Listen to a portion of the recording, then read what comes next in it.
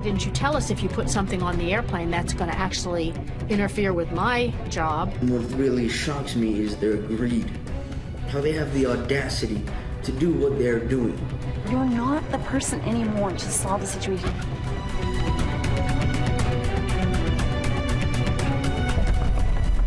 And they really should go to jail.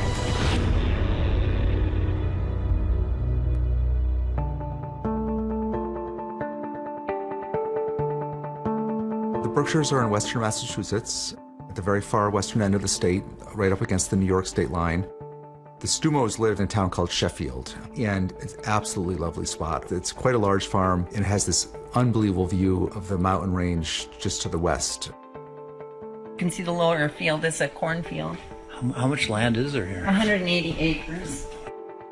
Nadia Milleron and her husband Michael Stumo moved to this farm after a career as attorneys and advocates in Winsted, Connecticut. That's also the home of the brother of Nadia's mom, perhaps the most famous consumer rights activist in American history.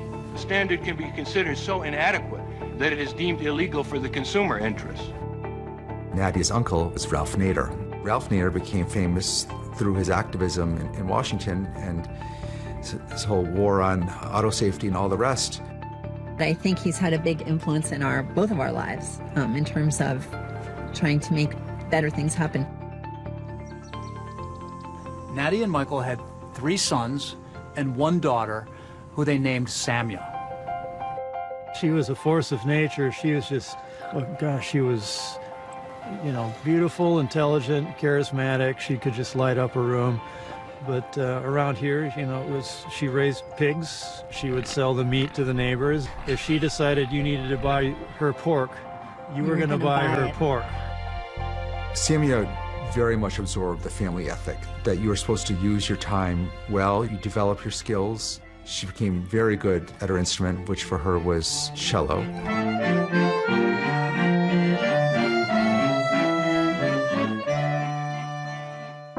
Watching Samya, you got the sense of someone who had really kind of brought together all these strains in the family, starting with Uncle Ralph in his activism, and then through her own parents. Definitely he influenced Samya tremendously because she was out there at 9 years old campaigning for his presidential campaign. They made her cry. You know, your mother shouldn't allow you to be out here, and Ralph Nader is spoiling the election, and she understood the issues and she talked right back at them. She had leadership written all over her. She had compassion in an intellectually rigorous way. Everybody loved her. One pivotal moment in young Samya's life that fueled her drive to change the world was the tragic childhood death of her brother Nels. He was diagnosed with cancer at 15, 16 months of age, and he ended up not making it. He died a little over 2 years old. We actually, we only have one picture with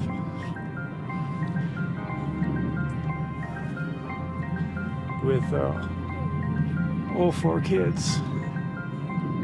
Did she ever tell you that part of her motivation and dream to get into medicine was because of what happened to Nels? Yeah, she did. She believed that, you know, her calling was healthcare, and I think that was partially a result of her exposure to her brother's illness.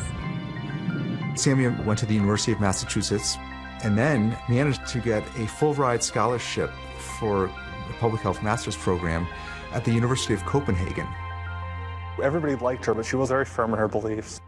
It really kind of forced you to think about what you said, think about what you believe, and defend it. When I met Samya, I was like really shy to talk to people. We just would go on these fun adventures. It just helped me be more fearless. She had this knack of making you feel as fascinating as she was. In January of 2019, Samya had landed a dream job in Washington, D.C. with a global public health organization called ThinkWell. Just a few months into her new job at ThinkWell, Samya gets her first assignment to go overseas. They were going to send her over to East Africa in March of 2019, where she was going to help set up some new offices. This is the kind of thing that a relatively seasoned person is usually put into, and someone like Samya, without much experience in this, we just We were just so blown away by her that we felt that she had the acumen to be able to figure this out. As Samia got ready for her Africa trip, perhaps the last plane, killing everyone on board. And now we're going to turn to that. A new flight control system Boeing had installed on the plane called MCAS. Maneuvering Characteristics Augmentation System. This system, under certain circumstances, can trigger in such a way that it will cause the airplane to nose down, independent of the pilot's judgment. It turns out there was a defective sensor on that Lion Air plane that accidentally triggered MCAS to activate and caused the plane to repeatedly go into a dive before it finally crashed. After Lion Air, there was not a lot of urgency. I think it was sort of easy to dismiss it as a one-off. I would say it pretty quickly faded from view for the majority of the traveling public. On March 10th, 2019, Samia left D.C. for Addis Ababa, Ethiopia, where she would be transferring to another plane on her way to her assignment in Kenya. So there's 149 travelers from around the world, and they're about to get on the newest Boeing airliner, the 737 MAX. They have no idea of the danger.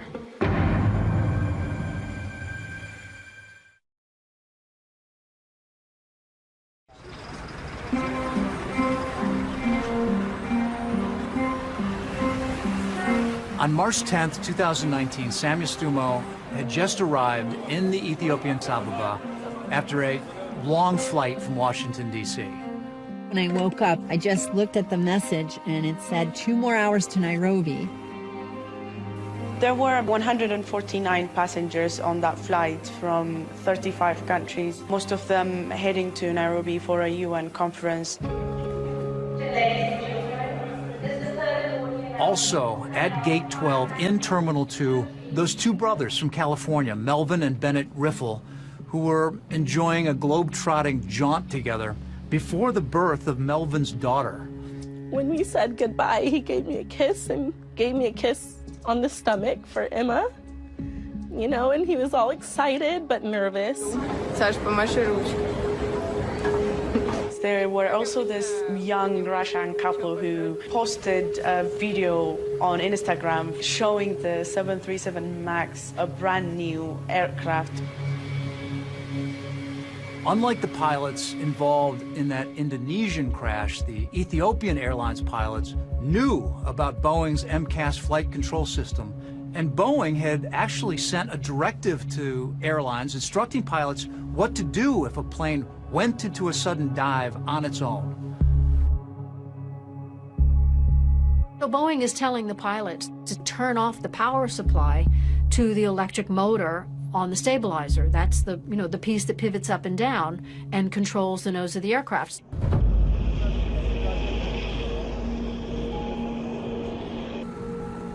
It was a bright Sunday morning. The plane took off at 8:30.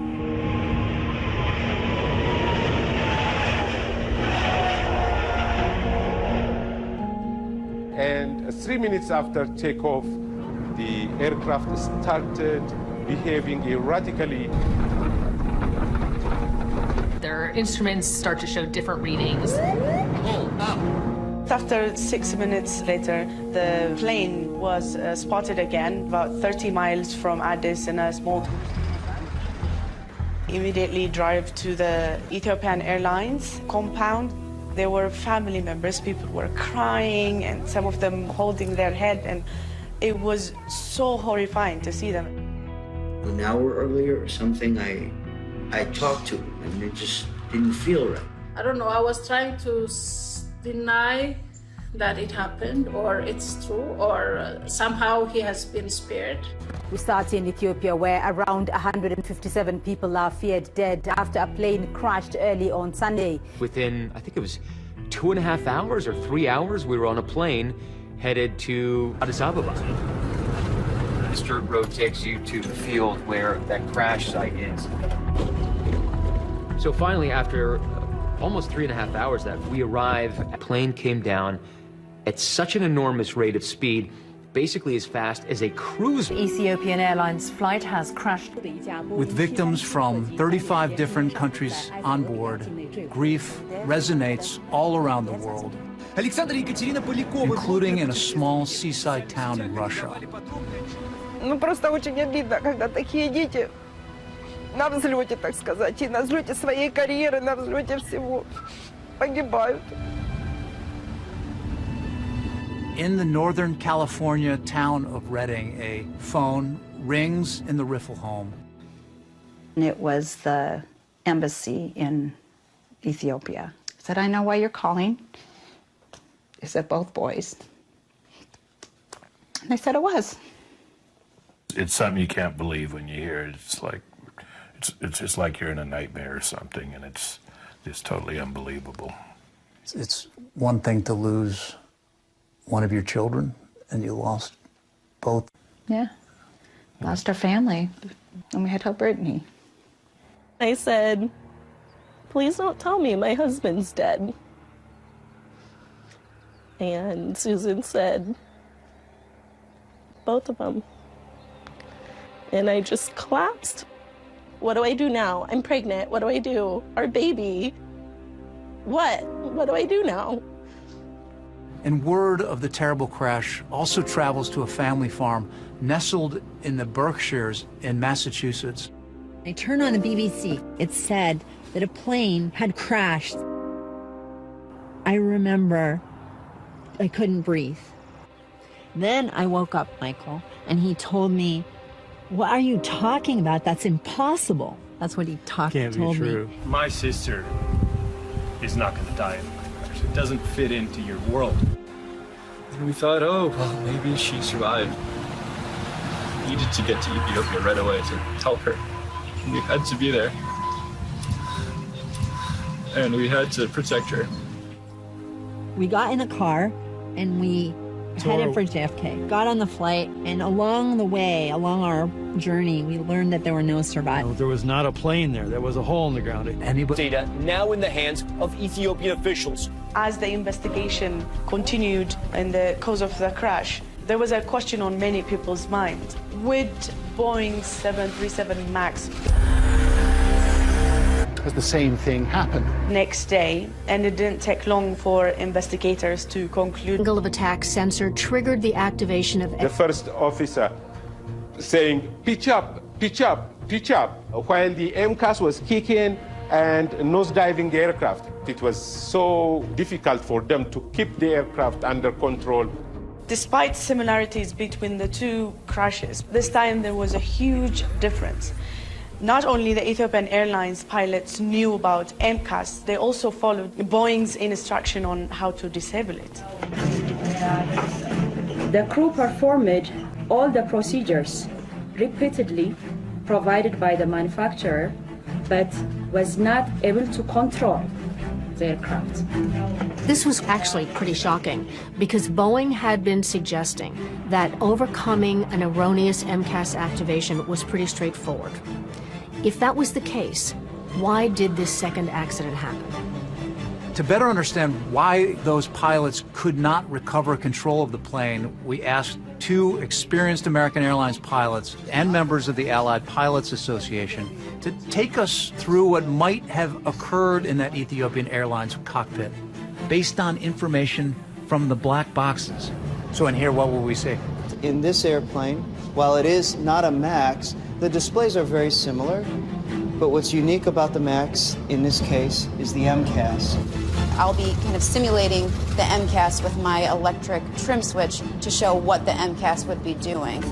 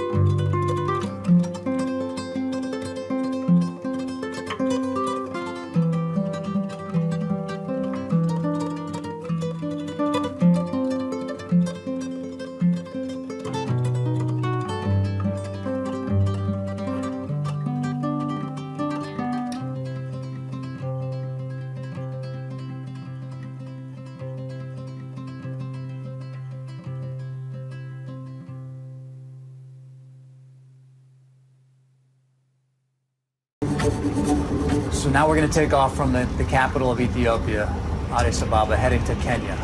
Yep. Shortly after the takeoff, faulty data from the plane's angle of attack sensor triggers a myriad of false alerts in that cockpit. Seconds after you take off. Altitude disagree, airspeed disagree. Grab the stick shaker is shaking continuously, very loud. This will not stop throughout the entire flight. In the middle of all these distractions, MCAS suddenly activates. MCAS is firing. Starts to push the nose down. I'm pulling back. And then I trim up, get a little bit of trim up on it. And the MCAS kicks in again. The MCAS is more powerful and fast than what the pilot can do. So it'll always win more. It was at this point that the Ethiopian Airlines pilots followed Boeing's instructions and cut off electronic power to the stabilizer in the plane's tail. So you realize that MCAS is not working. But the problem now is that the nose is so far down, they're having trouble holding it back, yeah. MCAS had left the plane in such a precarious position that the pilots did not have the physical strength to manually pull it out of that deep dive. Now the stick is getting very, very heavy. So the captain says, pull with me, which is basically saying, help me. I've got a lot of weight on this, but I have no trim to do it. I go, okay, manual trim. Okay, and I'm trying, but it's not working. I can't hold it back. Unable to control the plane manually, in a last-ditch effort, the Ethiopian pilots decided to turn the electronic stabilizer system back on. The MCAS fires, and this fire goes and goes. I'm pulling back, a little bit of trip. And now the nose is pointing down and it's over. Stop the sim. They're headed toward the ground. They turn those switches back on, which is not in a checklist, but welcome to the battlefield. You're staring at the ground and you don't know what else to do. Do you ever think about what goes through the mind and the heart of pilots when the plane is going down? Yes, I don't like to think about that. I think that's everyone's worst nightmare. It's hard. But they fought. They fought. They did what pilots do. The system let them down. The system let them down. Unlike with Lion Air, the Ethiopian Air crash has sudden and swift repercussions for Boeing. Ethiopian Air immediately grounds their entire MAX fleet, and like a domino effect, countries around the world start grounding their fleets. All of us at Boeing are deeply sorry for the loss of life in the Ethiopian Airlines Flight 302 and Lion Air Flight 610 accidents. Boeing was saying that they were working on adding safeguards to MCAS to make a safe airplane even safer. Would the accident have happened without MCAS, though? You call it a link. It's a chain of events, right? There is no singular item. It's a chain of events. But what you came up with in the end was flawed, was it not? We've designed the MAX to have the flying qualities that were desired in the hands of the pilots. The MCAS system. They will not easily admit their wrongdoing, even where it is very evident. And that was the case with Boeing at that particular time. 346 people died. Can you answer a few questions here about that?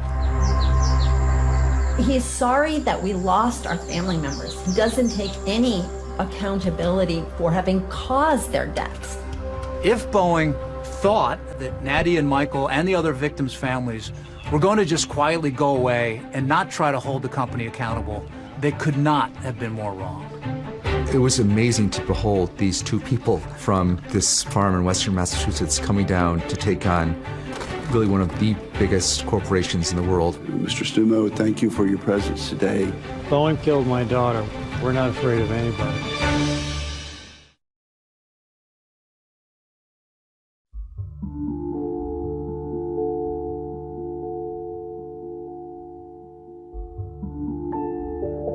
In the fall of 2019, and they actually included some artifacts. We got back Samia's business journal, which talks about her plans. We got back her passport. This is a business blouse that she took with her, and it all smells of jet fuel. They fill the room with the smell. I mean, to me, it's a smell of death. I don't want other mothers and other families to go through this. I don't want them to be trying to hear their daughter's voice and, you know, wonder what you would say to them. So that's why it's important to work on the aviation safety. Because people shouldn't innocently buy an airplane ticket and then be in a flying coffin. While Nadia and her husband Michael were consumed by grief, they were able to quickly turn their anguish into action against Boeing. The family of Samia Stumo shares their pain so that others don't feel the same. Michael and Nadia fly to Chicago and file the first lawsuit against Boeing by an American family. I want her death not to be in vain. I don't want anybody else to die. Nadia and Michael, along with more than 100 other families of victims around the world, alleged that Max had a defective design and that Boeing issued inadequate warnings about the plane, something that Boeing denies.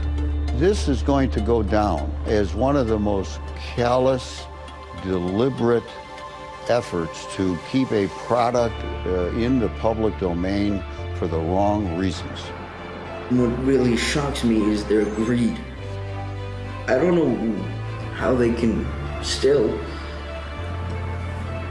you know, sleep at night. But there was a second front in Nadia and Michael's battle against Boeing. They and the other families were determined to take part in the congressional hearings into what went wrong with the 737 MAX and make sure that another crash never happened again. We have 3 generations of farm advocacy in my family, and Nadia, of course, has, you know, Ralph Nader and her family and that advocacy. People should not fly this plane if it's ungrounded. My uncle said to us practical things. To never settle for staff, always go for the top. Like it's cruel irony. Samia's family knew how to do it because it's a very complicated system to navigate, and it's a fight. Nadia has really been, I think, a principal support for many of the other families out there, while Michael is pursuing the more, you know, what's the fix and what went wrong. As we go forward, this committee will leave no stone unturned. We kept saying you can't just have the bureaucrats and the engineers and the pilots. It's all about the families. Today, I speak not only with my voice, but the voices of my departed family. Paul Girogi testified. And he had lost his entire family. I think about the last 6 minutes a lot.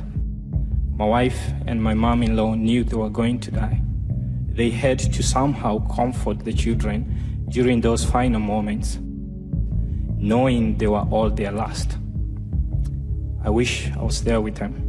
At the congressional hearings, there was some talk that foreign pilots failed to respond appropriately. For me, the accident report reaffirms my belief that pilots trained in the United States would have successfully been able to handle this situation. Chair now recognizes Captain Chelsea B. Sullenberger III. That claim was called out after the dramatic appearance of perhaps the most famous pilot in America, Chesley Sullenberger. I'm one of a relatively small group of people who've experienced such a crisis and lived to share what we learned about it. Sully was the miracle on the Hudson pilot. He successfully landed his plane on New York's Hudson River after a bird strike crippled his engines. Captain Sullenberger became a national hero, immortalized by Tom Hanks in the movie Sully. Like many pilots, I was disappointed that many were blaming the dead crews of the accident flights. I've got to tell you from personal, first-hand experience how real and how intense the startle factor is. I recently experienced all these warnings in the 737 MAX flight simulator during recreations of the accident flights. Even knowing what was going to happen, I could see how crews could have run out of time before they could have solved the problems. Boeing, built into their design of MCAS sort of an assumption that pilots would be able to react to something going wrong within 4 seconds. Well, think about that. Let's start the clock. Now. 2, 3. That's it. It's just really unlikely almost any airline crew would have acted effectively that fast. These accidents should never have happened. And I'm really distressed that they happened. But the investigation into Boeing would go much deeper, raising questions about whether Boeing knew about problems with the MAX before they put it in the air. The information coming out of the investigation is shocking. And it would all lead to a face-to-face confrontation between a grieving mother from a farm and the head of one of the most powerful companies in the world. And I want to, confront a situation, but I want to say it to you directly because I don't think you understand what we're saying.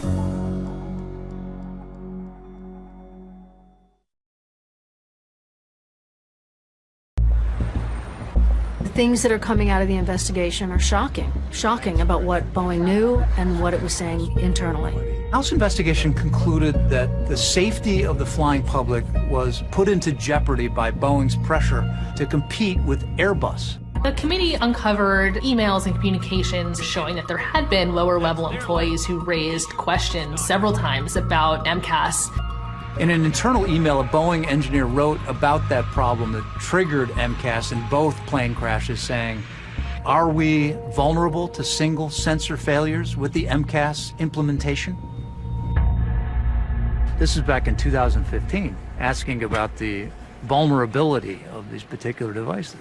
Yeah, I mean, they're setting my daughter up to die in 2019. I mean, these are questions of life and death. But that's not how they treated them in the company. House investigators released documents they had obtained from inside Boeing showing that their own training pilots had a very dismissive attitude towards regulators and customers. One Boeing employee who emerged as a central figure in the investigation was Chief Technical Pilot Mark Forkner, who became well known in the media after his emails became public. Mark Forkner was the one who asked regulators whether they could remove any mention of MCAS from the flight crew operations manual. Forkner, in some of the emails and instant messages, was kind of gloating at his ability to, as he said, Jedi mind trick regulators. In fact, it was Forkner who wrote that instant message to a colleague, mocking Lion Air for their stupidity in requesting simulator training, referring to them as idiots. His emails were shocking, but they're just the tip of the iceberg of the failure of the safety culture at Boeing. Some Boeing employees openly questioned the safety culture of the company during development of the 737 MAX. In one email, a worker said, "This airplane is designed by clowns, who in turn are supervised by monkeys." Another Boeing employee wrote, "Frankly, right now, all my internal warning bells are going off, and for the first time in my life, I'm sorry to say that I'm hesitant about putting my family on a Boeing airplane." The safety culture was eviscerated under production pressure. Meanwhile, Nadia, Michael, and the other families have another battle to fight, and that's with the Federal Aviation Administration, which certified the 737 MAX as safe and allowed it to fly even after the first crash. One of the most explosive discoveries came from within the Federal Aviation Administration. And remember, the FAA's sole job is to ensure the safety of the traveling public. After the Lion Air accident, the FAA had done an analysis, that indicated that if nothing was changed, that there might be, 15 accidents over the course of the next decades while the MAX was in use. And, that would make it, the deadliest commercial airliner, ever. We stood out there in front of the FAA with our sign. Her life was just cut short. That was caused by complicity with Boeing.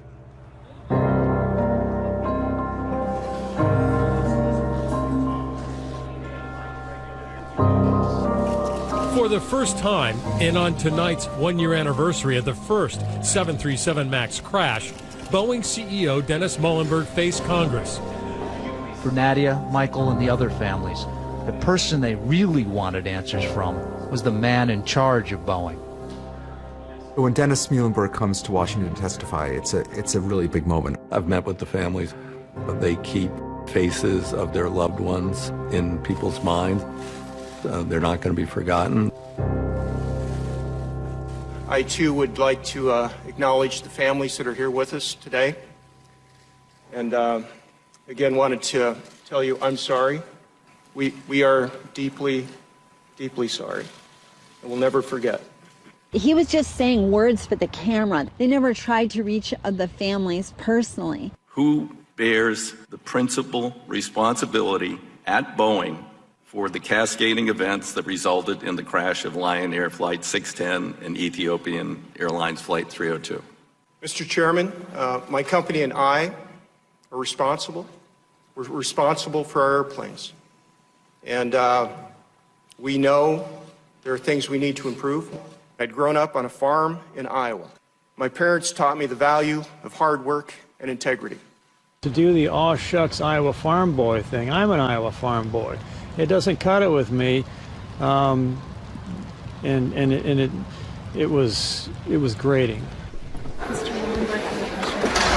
As I probably won't get to ask it another time, where you talked about Iowa just like one too many times, and the whole group said, go back to the farm. Go back to Iowa. Do that. You're not the person anymore to solve the situation. But I want to say it to you directly, because I don't think you understand what we're saying. I respect that. I really do. In the end, it's about safety. And Even if you're not capable of doing that. I respect your inputs there. I just tell you, we are very focused on safety. And you have. I wanted to pierce through to the human being. Imagine being in our shoes. Just a couple months after the House hearing, Muhlenberg was forced out as CEO of Boeing. But while Muhlenberg may be gone, the clouds of suspicion over Boeing remain. And the Justice Department is investigating, and hopefully some people are going to go to jail. But after losing billions because of the MAX scandal, Boeing's commercial future may hinge on one question: will passengers be willing to fly again on its troubled MAX?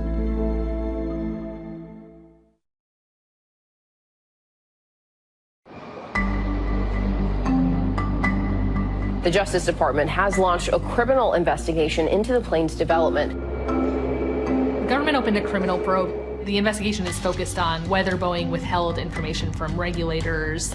The Justice Department would not talk to us about the criminal investigation, but sources have told 2020 that at this point, agents are looking hard at one former Boeing employee in particular. Prosecutors at the Department of Justice were focusing on building a case involving Mark Faulkner, the former chief technical pilot for the 737 MAX. Faulkner's attorney did not respond to our repeated requests for comment, but has stated in the past that as a pilot and Air Force vet, he would never jeopardize the safety of other pilots or their passengers. He was part of the culture of concealment, but it certainly does not end with him. There's a lot of people much higher up in the food chain in Boeing who were involved in this. They really should go to jail. I mean, people who are responsible for decisions which kill other human beings should be personally responsible.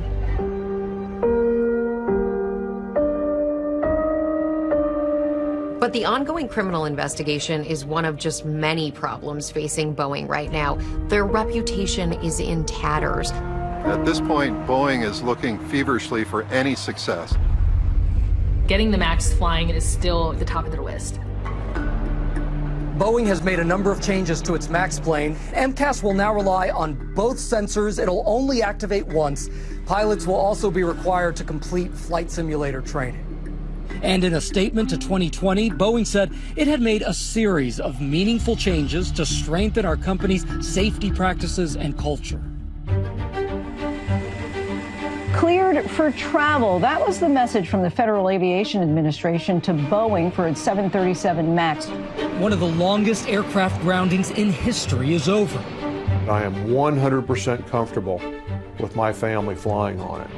After a 20-month grounding, just last week, the FAA approved the Boeing 737 MAX to return to the skies. And on its website, American Airlines advertises the first MAX flight from Miami to New York City on December 29th. I do think the 737 is a safe airplane. I have no issue about that. But this MCAS thing was bad. I think that trust is going to be really hard to get back at this point. Neither of us would ever get on the 737 MAX, and we will warn every single person we know to make sure that they don't fly on a 737 MAX. Mr. Stumo, thank you for your presence today. Meanwhile, this summer, Michael testified about reforming the FAA certification process, which, under federal rules, allows aircraft manufacturers to largely oversee the testing and development of planes themselves. The FAA's core vision appears to be to reduce its direct involvement in certification. It was like the fox guarding the chicken coop. When you have Boeing certifying Boeing, hello, what do you expect out of that? System is not broken. However, all processes need to be improved really each and every day. The FAA did not respond to 2020's request for an interview to discuss the issues surrounding the 737 MAX. After the hearing, Nadia and Michael briefed victims' families from around the world on a Zoom meeting. Thank you, really, Michael, for what you just said. You have a role to play. You or anybody has a role to play as a victim. She's been a great advocate for the families, her and her husband, Michael. No, I can't thank them enough. I know the sun is in your eyes. On the other side of the country, in Redding, California, Melvin Riffel's daughter was born just 2 months after he was killed in the Ethiopian air crash. Melvin had picked out a name for his then unborn daughter, Emma. So over here is Melvin's little hope chest. Oh, wow. Things that I would like Emma to remember Melvin by. This is actually his passport. This is the only thing that I got off the plane. Look, Emma, who is that? That Daddy? Yeah, it is on. This is Samia's room. I can't believe that this is remained untouched for more than a year. I look for Samia all the time. I call Samia. Sometimes I'm in the house by myself. I just shout, Samia, Samia, where are you? Where are you, Samia?